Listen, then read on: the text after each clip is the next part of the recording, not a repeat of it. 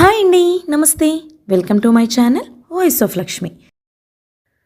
ప్రముఖ సీనియర్ రచయిత్రి ఆరికపూడి కోడూరి కౌసల్యాదేవి గారు రచించిన అందని ద్రాక్ష పళ్ళు అనే ఒక చక్కటి కథను వినిద్దా అండి.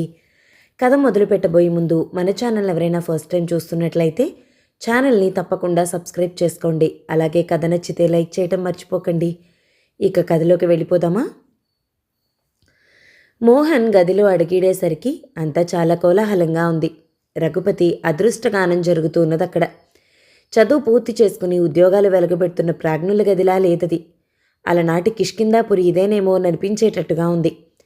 మోహన్ని చూసి ఆ అల్లరి నాట్యాలు మరింత అధికమయ్యాయి, కానీ అసలు సంగతిని విశదీకరించే నాదుడెవడూ కనిపించలేదు.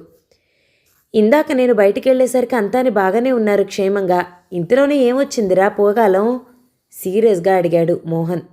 అయ్యో మిత్రమా, పోగాలమే దాపురించనిదిరా, రుబ్బురోలు పొత్రమా, ఈ సత్రమును వీడిపోవచ్చున్నాడు మన మిత్రరత్నము, ఏడుపును అభినయిస్తూ అన్నాడు కేశవ్. ఎక్కడికి? ఆశ్చర్యంగా అడిగాడు మోహన్. ఇంకెక్కడికి? గృహస్థాశ్రమంలోనికి. ఆంజనేయులు నాటక ఫక్కీలో విషాదరాగం అందుకున్నాడు. నోరు ముయ్యండోయ్, నవ్వుతూ కసురుకున్నాడు మోహన్ అందర్నీ. కంగ్రాచ్యులేషన్స్ రఘు అంటూ రఘుపతితో కరచాలనం గావించాడు. సందడి సద్దుమణిగి అందరూ ఒక క్షణం గంభీరంగా మారిపోయారు. పోవోయ్, తెచ్చిపెట్టుకున్న కోపంతో అన్నాడు కేశవ్.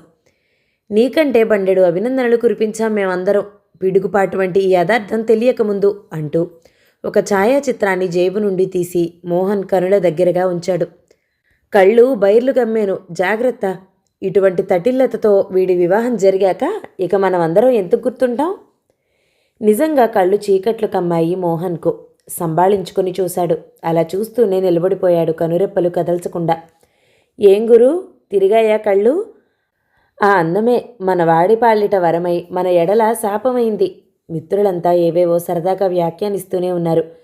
కానీ మోహన్ పెదవులు ఒక్క హాస్యవచనమైనా విసరలేదు. ఆ కనులలో కాంతి అదృశ్యమైంది. కొంచెం పనుంది నాకు బజార్లో అంటూ వెళ్ళిపోయాడు. ఆ అందరి నడుమ ఆ సందడిని భరించలేక అందరూ విస్మయంగా ముఖముఖాలు చూసుకున్నారు. ఏమిటి గురుడు అలా ఉన్నాడు? ఏముంది, జల్సాలు ఎక్కువ కదా, ఇంటికి సరిగా డబ్బులు పంపడం లేదేమో.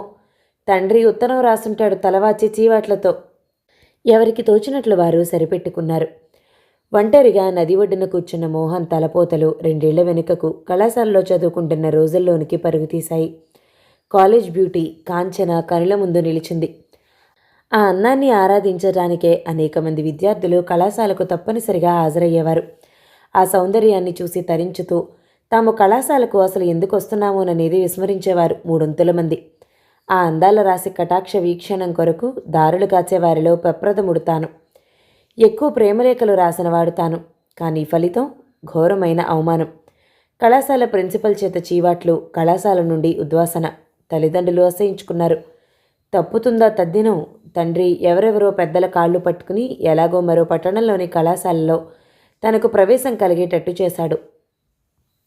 అవమానం వల్లనైతేనేమి, మనసున బాధ వల్లనైతేనేం సరిగ్గా చదవలేక అత్యవసర మార్కులతో పాసై దొరికిన చిన్న ఉద్యోగంతో సరిపెట్టుకున్నాడు. తన వంటి మరో 5 గుమస్తా బ్రహ్మచారులతో కలిసి ఈ 2 గదుల అద్దె భాగంలో అతి సాధారణ జీవితం గడుపుతూ ఉండగా తమలో ఒకడైన శంకర్కు పెద్దతండ్రి కొడుకు రఘుపతి రావటం తటస్థించింది 6 నెలల కిందట. రఘుపతి ఏదో కంపెనీలో జూనియర్ ఇంజనీర్. తమ వంటి సాధారణమైన సగటు బ్రతుకు కాదు. ఈ మహానగరాలలో బ్రహ్మచారిగాళ్లకు గది దొరకడం సులభం కాదన్నయ్యా. దొరికే వరకు మాతో ఇక్కడే ఉండిపో. మేమెటు 6 ఉన్నాం, నీతో 7 అంతేగా. మాకెవ్వరికీ అభ్యంతరాలు లేకపోగా ఆనందం కూడా నీ అంతటి ఇంజనీర్ మాతో ఉండటం. ఎటొచ్చి నీకేమైనా అభ్యంతరాలుంటాయేమో మరి అన్నాడు శంకరం. ఎందుకు అభ్యంతరం? హాయిగా మీ అందరితో సందడిగా ఉంటుంది, ఒక్కడనే పడుండే అవస్థుండదు అని ఆనందంగా అంగీకరించాడు రఘుపతి. అందరితో చిరపరిచితుడిలాగే కలిసిపోయాడు రఘుపతి 5-6 రోజుల్లోనే. తాను వారందరికంటే ఉన్నత స్థితిలో ఉన్నవాడినని కానీ, మిగిలిన వారికంటే విద్యాధికుడినని కానీ రఘుపతి ఎన్నడూ భావించినట్లుగా ఉండేది కాదతడి ప్రవర్తన.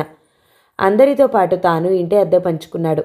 తమ రాబడికి తగ్గట్లుగా ఖర్చులు మితంగా చేస్తూ సరిపెట్టుకునే ఆ 6 తనతో పాటు హోటళ్లకు, సినిమాలకు తీసుకెళ్లి ఖర్చులు తానే భరించేవాడు. అతడి పౌడర్లు, స్నోలు, తలనూనెలు అంతా యథేచ్ఛగా వాడుకునేవారు. రఘుపతి రాకతో తమకు ఏమీ ఒడిదుడుకులు సంభవించుతాయేమోనని భయపడిన వారందరూ అతడు తమ వాలిట కల్పవృక్షమని భావించి సంతోషించేటట్లుగా ఉండేదతడి నడవడి. రఘుపతికి గల ఈ పరపతి మోహన్కు ఈర్ష్య కలిగించిన ఆ వైకల్యం మనసులోని గుప్తంగా ఉండేట్లు జాగ్రత్త పడ్డాడు.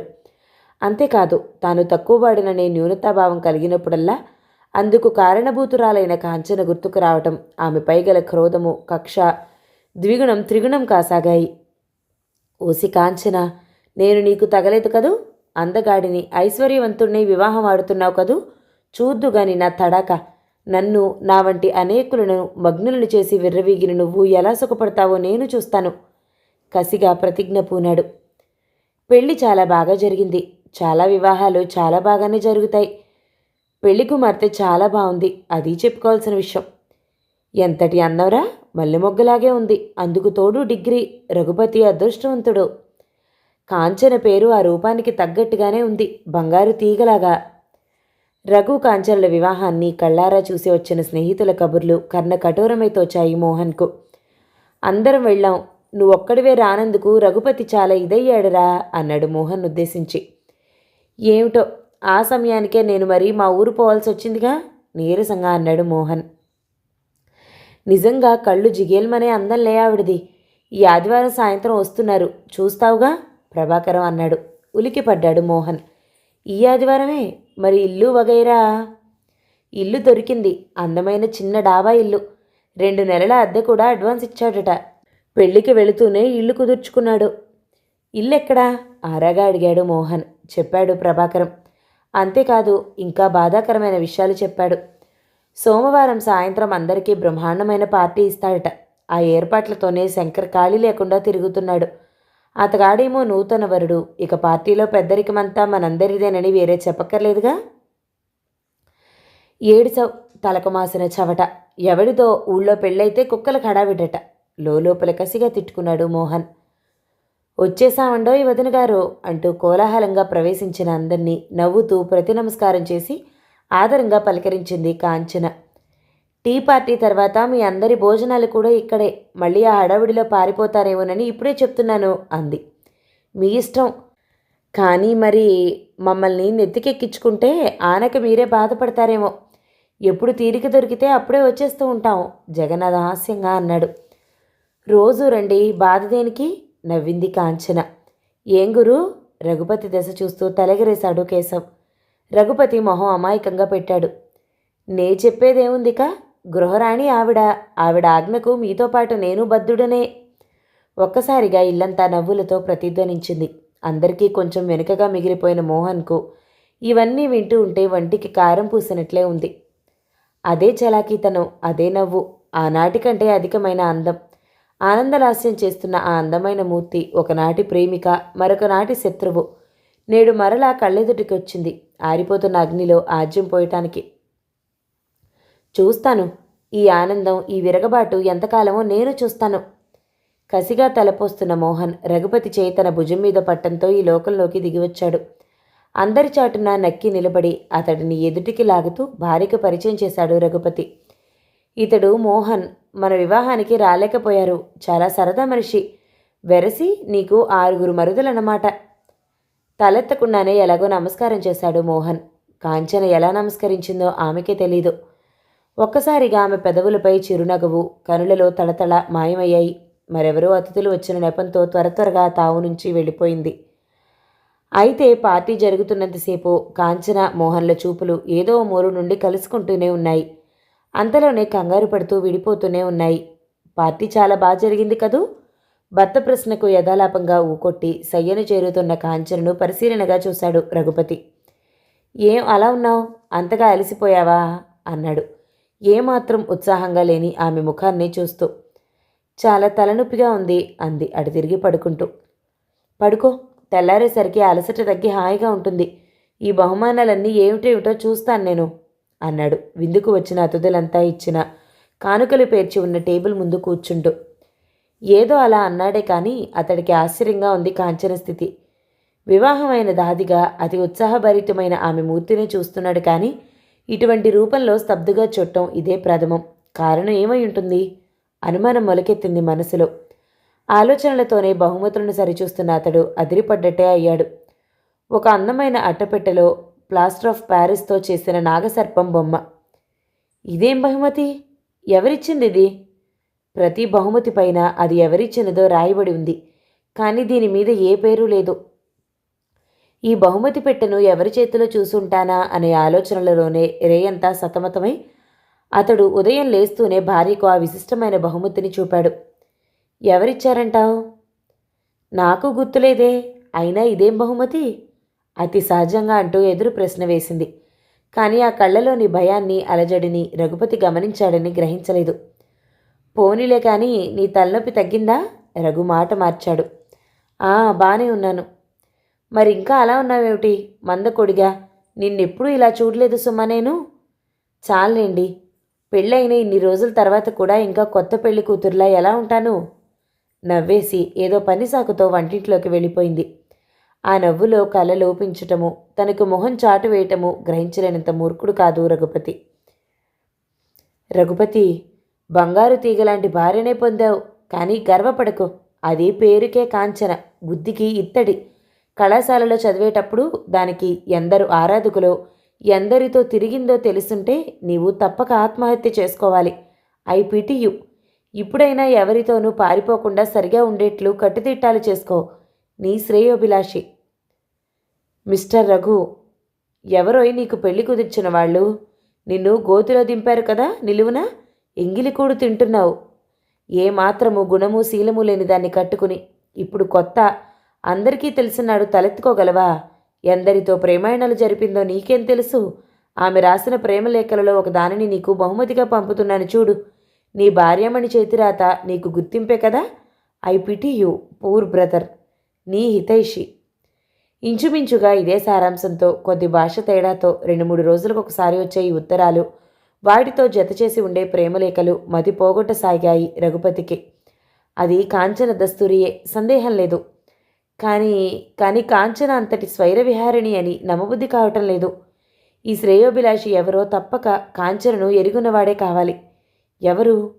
ఎవరై ఉంటారు? మగవాడి రాతలాగే ఉంది. అన్ని రోజుల నుండి జాగ్రత్తగా ఆలోచించుతున్న అతడి తలలో 1000 నాగసర్పాల బుసలు వినవస్తున్నాయి. పాము బొమ్మను కానుకగా ఇచ్చిన వ్యక్తి, ఈ ఉత్తరాల వ్యక్తి ఒక్కడే కాదు కదా. ఒక్కడే కావచ్చు. వాడెవడో తప్పక ఆ పార్టీకి వచ్చుండాలి. అయితే కాంచన గుర్తుపట్టి ఉండాలి. అందుకే అలా విచారంగా ముభావంగా ఉంటుందేమో. అబ్బా, చాలా అందంగా ఉన్నావు కాంచన. ఈరోజు ఈ లేతాకుపచ్చ రంగు దుస్తులలో. భర్త మెచ్చుకోలును విని కాంచన సిగ్గాభినయించింది. అబ్బా, నువ్వు కాలేజీలో చదివే రోజుల్లో తప్పక కాలేజ్ బ్యూటీవని పేరొచ్చుండాలి, అవునా? మహా గొప్ప. మీ భార్యే అంత అందగత్తె, ఇంకెవ్వరూ లేరు. కాంచన కోపంగానే అంది. అరే చిత్రం, అందంగా ఉన్నావంటే ఆడవాళ్ళు అపరిమితంగా ఆనందిస్తారని విన్నాను. మరి నీ కోపం ఎందుకు? నా అనుమానం అసంజసమేమీ కాదుగా. బహుశా నీ అందానికి మూర్ఛపోతూ కింద పడిపోయేవాళ్లేమో చాలామంది విద్యార్థులు, అవునా? కాఫీ తాగుతూ రఘుపతి ఒక్కో వాక్యమే మెచ్చుకోలుగా విసురుతున్నాడు. అతడి మాటలలో హాస్యం కాక అనుమానం ఏమైనా ఉన్నదేమోనని సంకోచం రాగానే కాంచన ముఖం మాడిపోయింది. నీళ్లు నిండిన కళ్ళతో అతడి సమక్షం నుండి నిష్క్రమించింది. అవును, ఆడది అందంగా ఉన్న అనుమానమే. అందంగా ఉంటే అనుమానం, అందవికారంగా ఉంటే అలుసు, చదువుకుంటే అసహ్యం, చదువులేని ముద్దయితే అవహేళన. ఎంత చిత్రంగా ఉందే ఆంధ్ర యువతి నీ పరిస్థితి. దుఃఖంతో తలపోస్తున్న కాంచన మనసులో అనుమానం కలిగింది. ఈయనెందుకు ఇలా మాట్లాడుతున్నారు? బహుశా నాకు వస్తున్నటువంటి విషపు ఉత్తరాలే ఆయనకి రావటం లేదు కదా. ఈ ఆలోచన రాగానే మేను జలధరించింది. గుండె గొంతులోనికి వచ్చినట్లే అనుభవం అయింది. భగవాన్, ఏది దారి?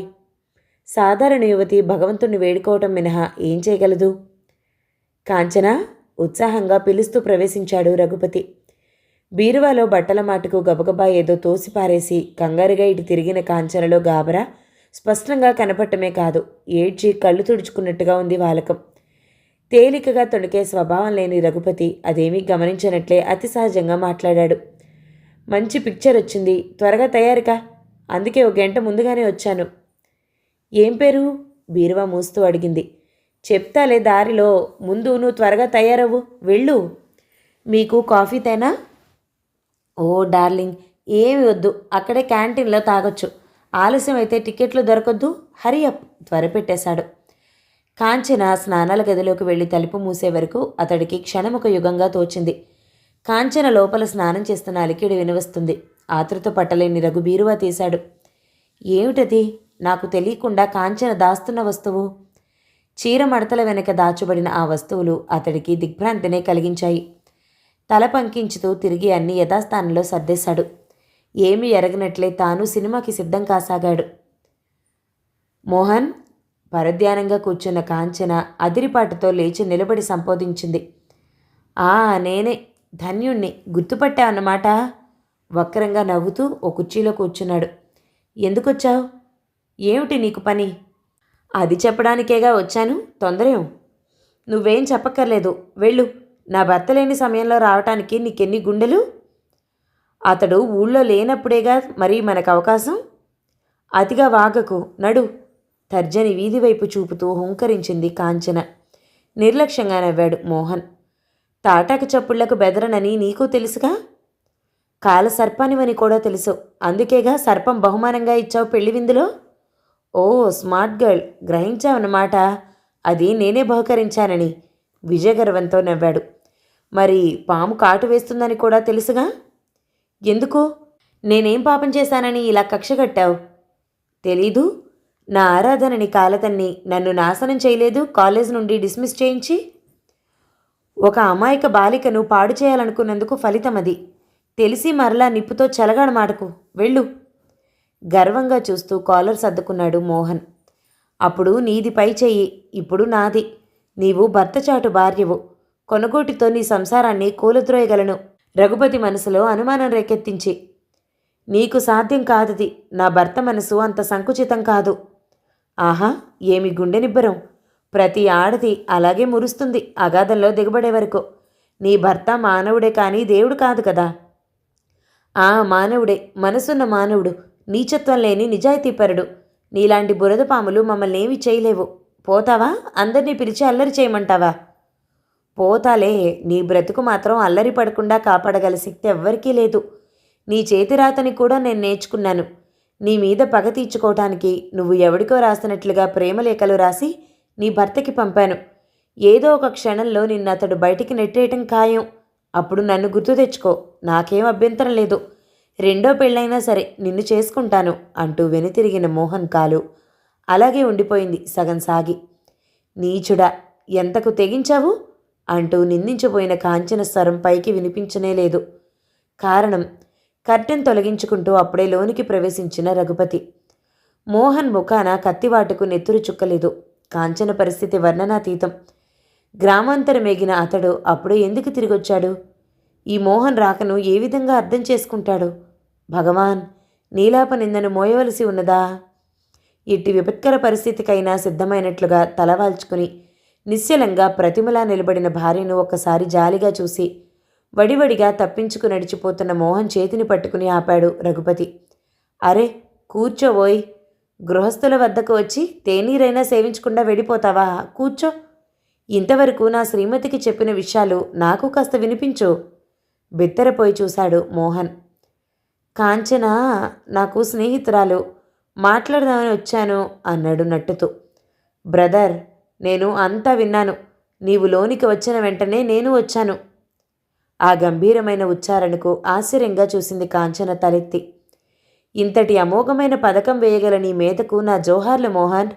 కానీ ఈ తెలివిని ఏదైనా ప్రయోజనాత్మకమైన విషయంలో ఉపయోగించితే నీకు సమాజానికి కూడా మేలు కదా. మోహన్, నీవు ఎంతో శ్రమపడి తయారు చేశావు. కానీ నీవు పంపిన ఉత్తరాలు నిజంగా కాంచన స్వయంగా ఎవరికైనా రాసినవైనా నేను బాధపడ్ను. అదేమీ నేరం కాదు. యువకుడిగా నువ్వు కాంచనను ఆరాధించావు. రేపు నీ భార్యకి విషయం చెప్తావా? చెప్పవు. అందుకు చాలా ధైర్యం కావాలి. ఆమె నా తోడి బంధన జీవితంలో బాధ్యతలకు న్యాయంగా తలొగ్గుతున్నదా లేదా అనేదే ప్రధానం. అంతే. నేను విద్యార్థి దశలో ఒక అమ్మాయిని ఆరాధించాను. కానీ అందుకోలేనంత మాత్రాన ఆమెను శపించి నాశనం చేయాలని ఏనాడు అనుకోలేదు. మనసారా ఆమె సుఖాన్ని ఔన్నత్యాన్ని కాంక్షిస్తున్నాను. ఆరాధనలో ప్రేమ త్యాగం ఉండాలి కానీ ద్వేషం హింస ఉండకూడదు. నాకు ఉత్తరాలు రాసి రాసి విసిగిపోయావు నా మనసు విరచలేక. తర్వాత అస్త్రం కాంచనకు ఎవరో పాత స్నేహితుడిలాగా ప్రేమలేఖలు ప్రారంభించావు మారుపేరుతో. అవి నా కంటపడి నేను కాంచనని బాధించాలని లేదా వదిలిపెట్టాలని. కానీ నేను కంటికి కనిపించేదల్లా నమ్మే అవివేకిని కాను. అన్ని వైపుల నుండి నిఘా వేశాను. నిదానంగా పట్టుబడ్డావు చూసావా? ఇంకా మోహన్ వాలి ఉన్న తల లేవలేదు. మోహన్, నీ మీద నాకేమీ కోపం లేదు. వెళ్ళిరా, మనిషిలా జీవించు. మనసులో మత్సరాన్ని తుడిచివేయి. ఒక్క మాటైనా మాట్లాడకుండా విసవిసా వెళ్ళిపోయాడు మోహన్ సిగ్గుతో. మీరు నిజంగా? మాటలు పూరింపలేకపోయింది కాంచన ఆనందాతిరేకంతో. ఆ ఉత్తరాలు ఎప్పుడు చూశారు? పిచ్చిదానా, పెద్ద పెద్ద మాటలొద్దు. నేనేం చేస్తానోనని లోపల ఎంత బాధపడుతున్నావో కదూ ఇన్నాళ్ళు. అందుకే ఊరు వెళ్తున్నట్లు అబద్ధం చెప్పించి స్నేహితుల చేత మోహన్ ఇక్కడికి వచ్చేటట్లు చేశాను. మీకు నా మీద కోపం లేదుగా? ఇంకా బెదిరిపోతూనే అడిగింది కాంచన. లేదు, గర్వంగా ఉంది. ఎందరెందరికో అందని ఈ అందాల రాశి నాకు లభ్యమైందని. అందరూ ఇంత ఉదారంగా ఆలోచిస్తే ఎంత బాగుంటుంది? భర్తపై అనురాగం కురిపించుతూ అన్నది. అవును, ఎవడో ఉత్తరం రాసినంత మాత్రాన, మరెవడో వెకిలి కూతలు కూసినంత మాత్రాన ఆడపిల్ల పరువు పోయిందని బాధపడక్కర్లేదు. పళ్ళు కాసిన చెట్టు మీదకే విసురుతారు రాళ్ళు ఎవరైనా, ఓ పండు దొరకకపోతుందా అని. అలాగే బుద్ధిమంతురాలైన యువతినే పొంద ప్రయత్నిస్తాడెవడైనా. ఆ ప్రయత్నం వాడి సంస్కారాన్ని బట్టి ఉంటుంది అంతే. ఆ ప్రయత్నం విఫలమైనంత మాత్రాన ద్రాక్ష పళ్లను అందుకోలేని నక్కబుద్ధిని ప్రదర్శించితే వాళ్లే తేలికవుతారు నలుగురిలో. పద, ఆ బీరువాలని ఉత్తరాలన్నీ కాల్చిపారే దీపావళి శుభ సందర్భంలో. కథ సమాప్తం. ఈ కథ కనుక మీకు నచ్చినట్లయితే లైక్ చేయండి, షేర్ చేయండి, మంచి కామెంట్ చేయండి. మన ఛానల్ని తప్పకుండా సబ్స్క్రైబ్ చేయండి. మరో మంచి కథతో మళ్ళీ కలుద్దాం. అంతవరకు సెలవు మరి. Thank you so much for watching. నమస్తే.